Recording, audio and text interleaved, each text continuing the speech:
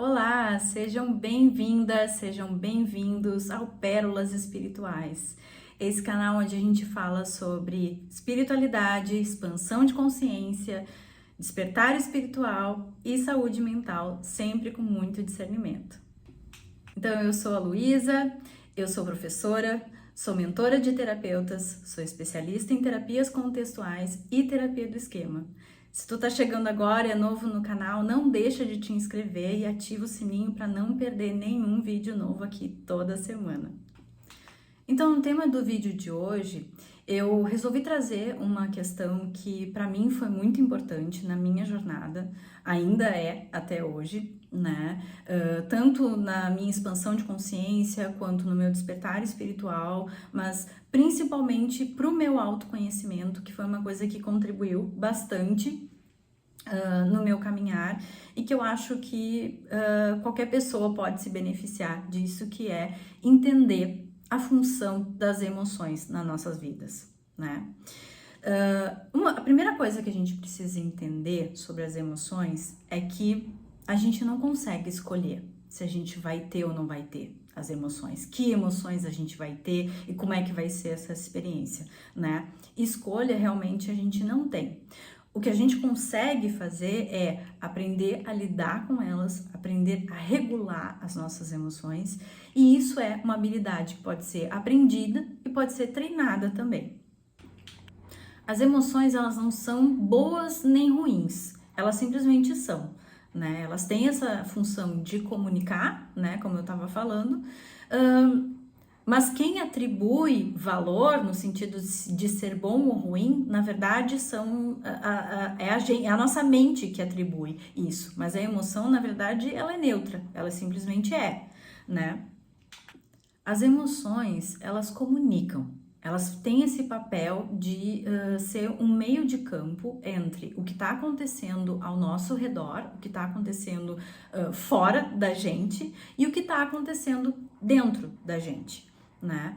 E cada emoção, ela tem a função de comunicar algo específico, né? Por exemplo, quando a gente sente raiva, a raiva nos indica que de alguma forma algo de errado está acontecendo e ela faz com que a gente se prepare, de certa forma, para se defender, né? Então, ela é uma emoção que ela vem à tona quando a gente se sente ameaçado, né? Quando a gente sente o impulso de se defender por algo, seja uma injustiça, seja algo que a gente perdeu, algo que deu errado, algo que foi feito, né, alguma ameaça física contra nós. Então, por exemplo, a raiva tem essa função, né? E cada emoção tem uma função, né?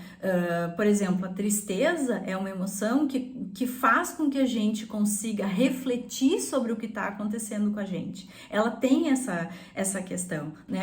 A gente não consegue escolher se a gente vai ter ou não ter uma emoção.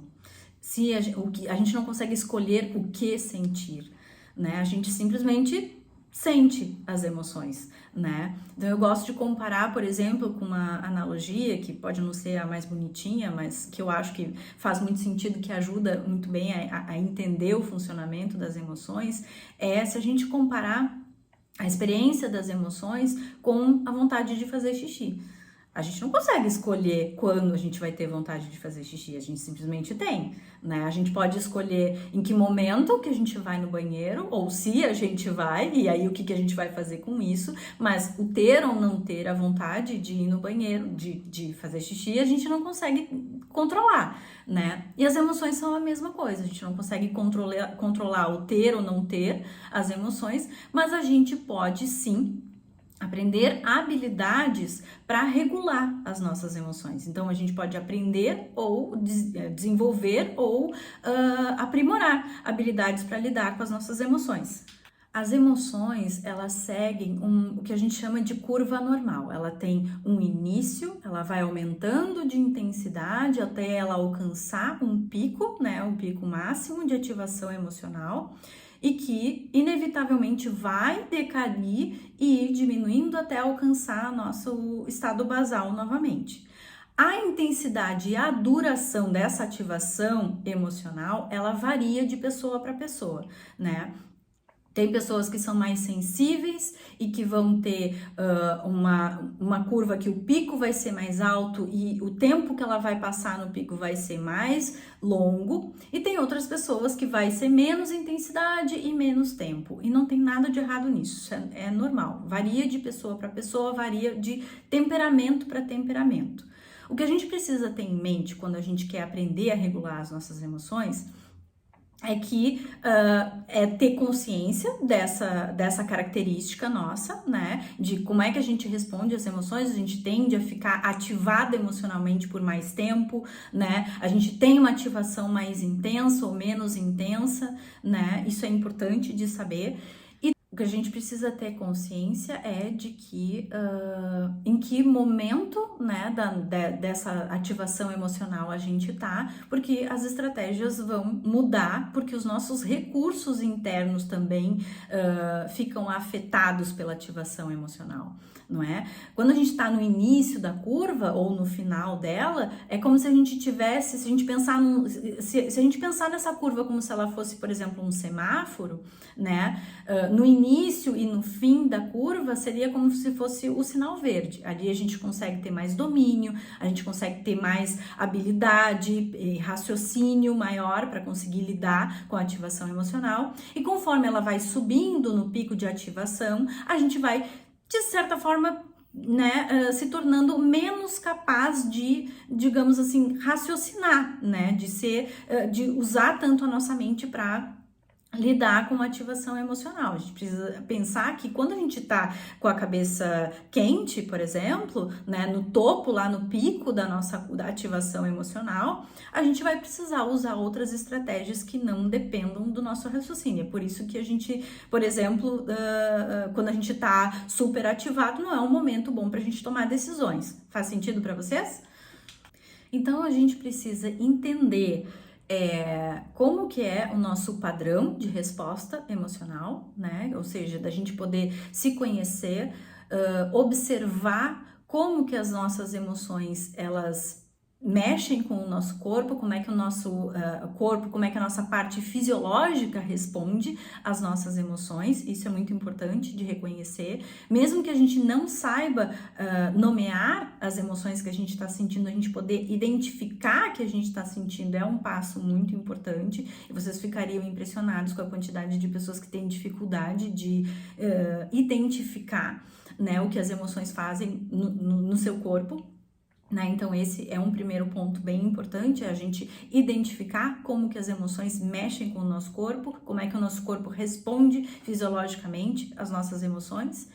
E em seguida, então, aprender a nomear. Então, ok, eu tô sentindo uma emoção, tô sentindo que o meu corpo tá respondendo de tal forma, né? Tô sentindo, por exemplo, as minhas mãos estão suadas, o meu coração tá disparado, né? Tô sentindo aqui uma emoção forte. Que emoção é essa?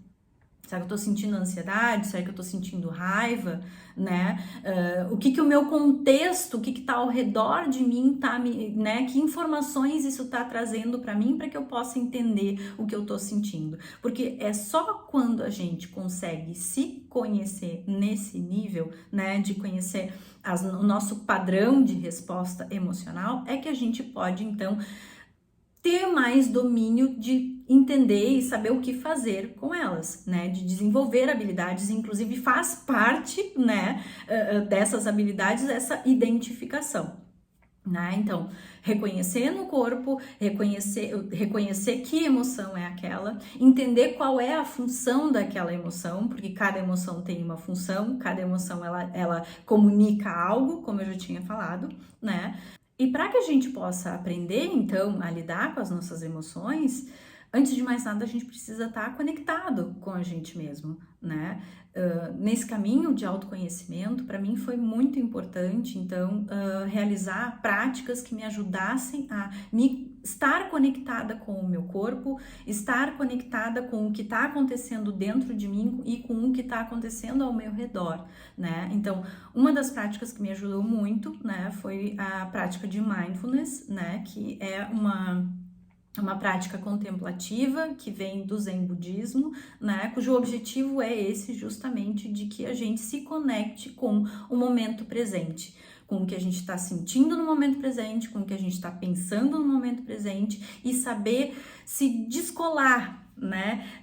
Regulação emocional é uma habilidade e, como tal, ela precisa que a gente pratique para que a gente desenvolva maestria nisso, né? Então, o mindfulness funciona dessa maneira também, né? É com a prática, né, do mindfulness que a gente aprende então a desenvolver essa capacidade de estar mais atento ao momento presente, atento ao que está acontecendo dentro e fora da gente, e dessa forma então a gente aprender a ganhar mais espaço, né, entre aquilo que desperta a emoção na gente e a forma que a gente vai reagir a isso. Né? Então a gente ganha mais tempo ali para poder escolher o que fazer, né? Então, se vocês tiverem interesse em começar a praticar o mindfulness e aprender o que ele pode ajudar vocês, né? Eu vou deixar aqui no descritivo do vídeo um link aqui de um vídeo de mindfulness para iniciantes, bem curtinho, para vocês conhecerem um pouquinho, né, dessa prática, né? E depois me contem, né, o que vocês acharam. Quem praticar aí, deixa um comentário, né? E não esquece de deixar o teu like se tu gostar aqui do vídeo, né? Deixa o teu like, deixa o teu comentário e a gente se vê na próxima, certo?